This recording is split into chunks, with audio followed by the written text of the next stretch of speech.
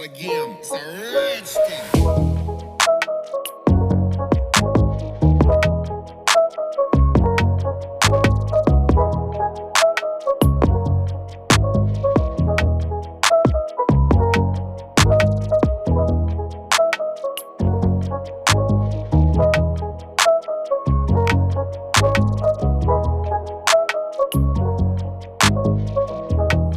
Bismillahirrahmanirrahim. Assalamualaikum warahmatullahi wabarakatuh.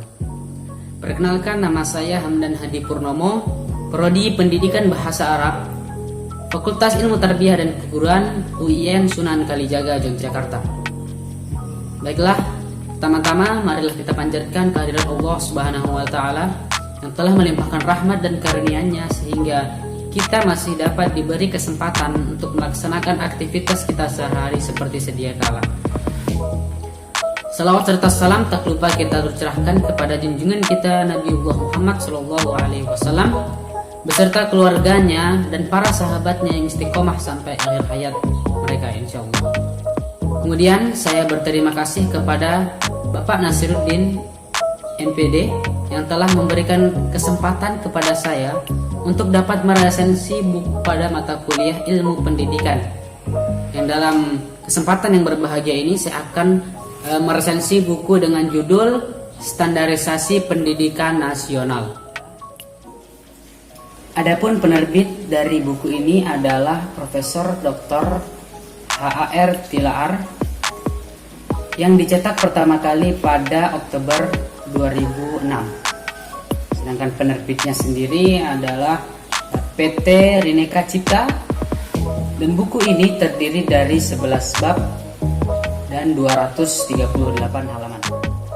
Buku ini ditulis oleh Profesor Dr. Henry Alexis Rudolf Tilaar. Beliau adalah suami dari Ibu Martha Tilaar. Ibu Martha Tilaar sendiri merupakan salah satu owner dari perusahaan ternama di Indonesia, yaitu Sari Ayu Martha Tilaar. Profesor Dr. Henry Alexis Rudolf Tilaar lahir pada 16 Juni 1932 di Tondano, Sulawesi Utara. Beliau merupakan salah satu lulusan Universitas Indonesia pada tahun 1961 dengan predikat cum laude. Kemudian beliau mengambil beasiswa di Lembaga Pembangunan Internasional Amerika Serikat dan belajar di University of Chicago. Kemudian beliau mengambil gelar Magister of Science dan Doctor Education di Indiana University.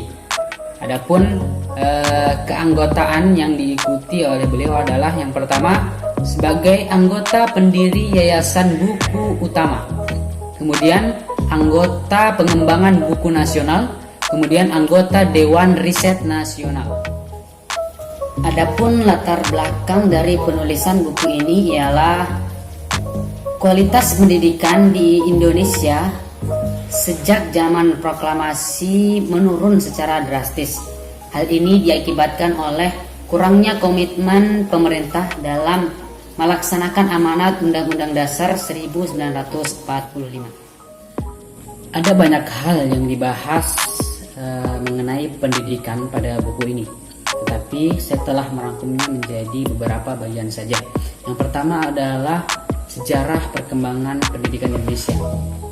Telah kita ketahui bahwa semenjak era reformasi maupun era Orde Baru, perkembangan pendidikan di Indonesia telah berubah. Kemudian yang kedua, kualitas, standar maupun profil pendidikan Indonesia itu telah berubah, sehingga adanya standarisasi pada pendidikan di Indonesia. Kemudian yang terakhir itu ada kurikulum maupun rencana yang mantap pemerintah melaksanakan rencana pembelajaran maupun rencana pendidikan ke depan untuk Indonesia. Setiap karya tulis itu mempunyai kelebihan maupun kekurangannya masing-masing. Adapun kelebihan pada buku ini ialah Buku ini menjelaskan secara terperinci mengenai subbab yang telah disediakan, sehingga dengan melihat daftar isi maupun kata pengantar yang telah tertera, pembaca dapat memahami kandungan dari isi buku tersebut. Adapun kekurangan pada buku ini ialah terdapat beberapa kata yang tidak dipahami oleh pembaca dan tidak diberi penjelasan mengenai kata-kata yang susah tersebut, sehingga pembaca kurang memahami suatu teks yang ada. Adapun analisa yang telah saya dapatkan mengenai pembahasan yang telah kita bahas adalah bahwa Indonesia tidak bisa distandarisasikan terhadap dunia ataupun negara-negara lain. Seperti yang kita ketahui bahwa banyak lembaga pendidikan baik dalam negeri maupun swasta mencapai taraf internasional.